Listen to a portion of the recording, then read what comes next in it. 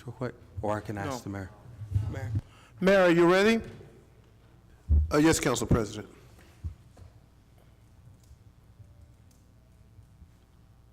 Council President, I think Councilman Brown is trying to get your attention.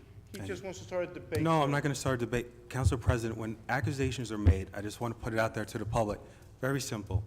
Transaction number 72452121131. That is the check number that was made out to my nonprofit, to SID. I'm a member of SID, and we have not had a meeting which is scheduled till July 1st. Therefore, I don't know how you would know whether a donation was made or not when we did not have a meeting in order for that to be recorded into our minutes.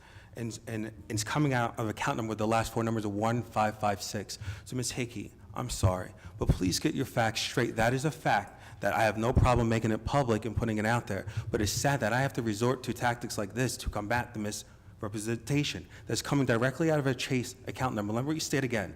Last four numbers, Ms. Hickey, you got a chance to speak. I've had enough of All right, stop. stop. Mayor, please. I apologize. I thought If you like, you can make a donation too. Stop, Councilman Brown. I thought he had something more to add to one of his reports. I do I'm apologize. sorry, Mayor, but yes, the floor is yours, please. Just yours. Okay, good evening, everybody. First, let me congratulate Lisa Ormond on her reelection, Councilman Medina on his reelection.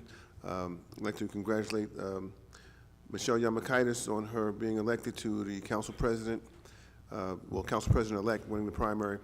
I'd like to thank all those who participated in this election because, again, as many mentioned, elections are not easy. They take you away from your family, and they can be draining, to say the least. I'd like to say congratulations to our freeholder candidates. Although they did not win countywide, I don't think many people know that they did win here in Linden. They secured more votes than the other freeholder candidates right here in Linden. And I think what that tells us is that their message was being heard. They carried a very serious message about stabilizing taxes and giving the Linden residents a break that is so desperately needed. And it's something that we've talked about a number of times. We've talked about just having a tax holiday, okay? Just for a couple of years until we can figure out where we're going so we can help our seniors who are having a difficult time keeping their properties and just trying to live. So I thank them for going out with their message, and I thank them for working hard and representing themselves and showing that they had the city's best interest at heart. So moving on, it's been a good month. On June 6th, we had the closing of the old Pathmark property by a gentleman by the name of Howard Lee.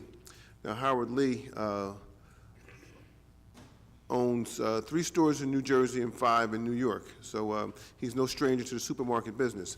The building that he purchased, the old Pathmark building, is 62,000 square feet, and he wants to open it up as a super fresh.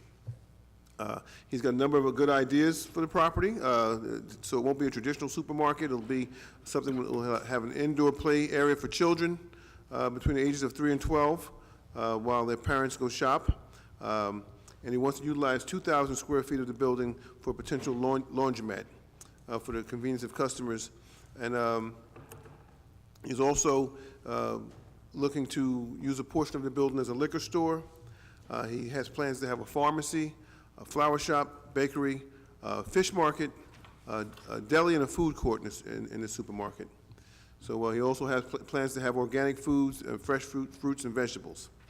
So we anticipate the opening of this building to happen in potentially the spring of 2019. Now again, this structure is an existing structure, so he doesn't have to go through the perils of having to build from the ground up. So hopefully this particular supermarket will be open by the spring of 2019. So we had some other good news this month as well. Legacy Square, we broke ground. That's the old General Motors property. There will be a Walmart, super Walmart being built there. Groundbreaking has occurred. And we have letters of intent from a number of companies. We have Panda Express, LA Fitness, Taco Bell, Starbucks, Chase Bank, Quick Check, a Hilton Hotel, and the developer is still seeking others. So again, this development was long overdue. We had been in court for quite some years, and that delayed this particular development, but that's behind us now. And moving forward, you're going to see a very nice development. He's working very, very closely with the property owners who live next door, and that's the Cantor property.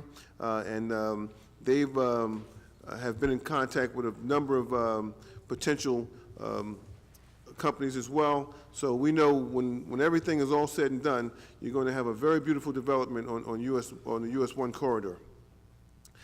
We also had another groundbreaking on Wood Avenue, which is a Capadaglia Phase 2 project, which will be 145 units with retail below. And the difference between this particular development and the one you see across the street is that we've made them change the architectural design. It's going to be a much more aesthetically pleasing, and I think with parking underneath, we've eliminated the whole issue of parking.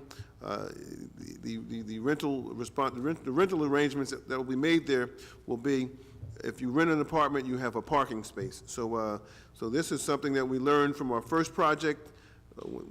By not having parking for all of the rental units, we learned going into the second phase to address that.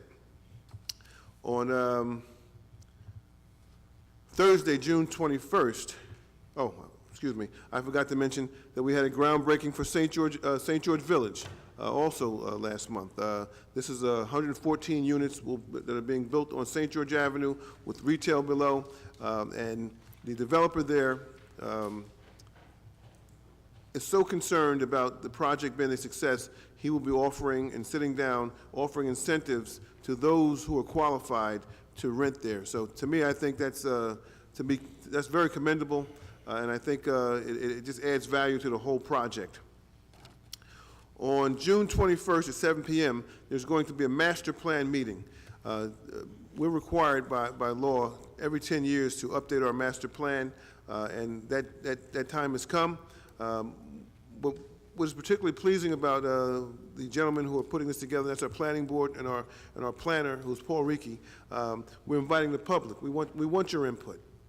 Your input is welcome here, and I'm certain that we will take your advice, if provided that it's good advice. We won't take bad advice, but we'll take constructive direction, we'll call it, as we go forward with that particular initiative.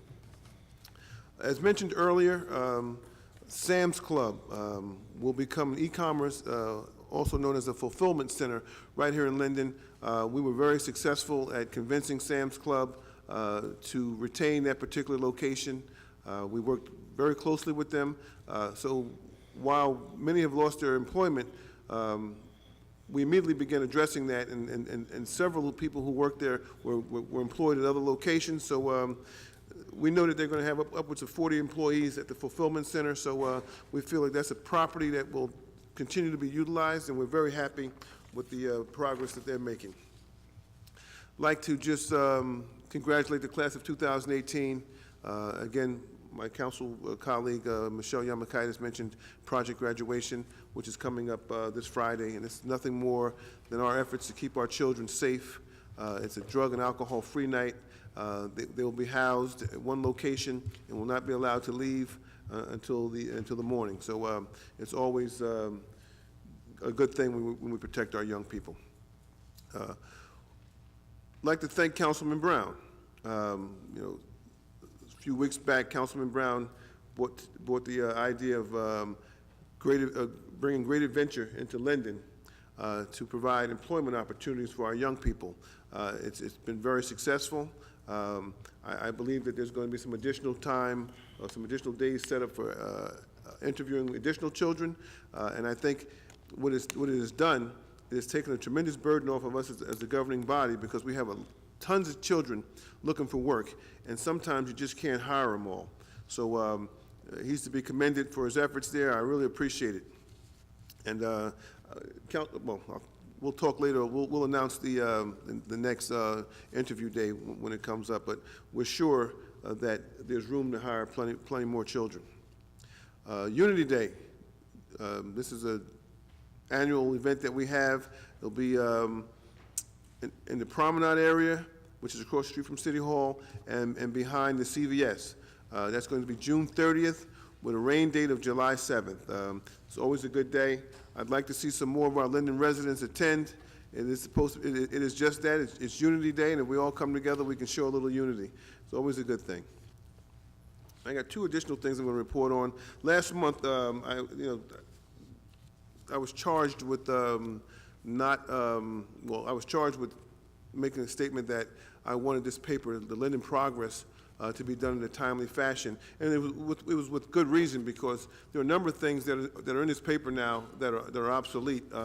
Now, we announced that we were going to have a groundbreaking at various locations. That has to be changed to groundbreakings has occurred. We announced that there was going to be a graduation. That has to be changed kids have graduated. So, again, putting a paper like this requires resources and it takes money, and we have to send it back to the people who are doing the printing for us, and they have to make changes. So it is important that we have things like this done in a timely fashion.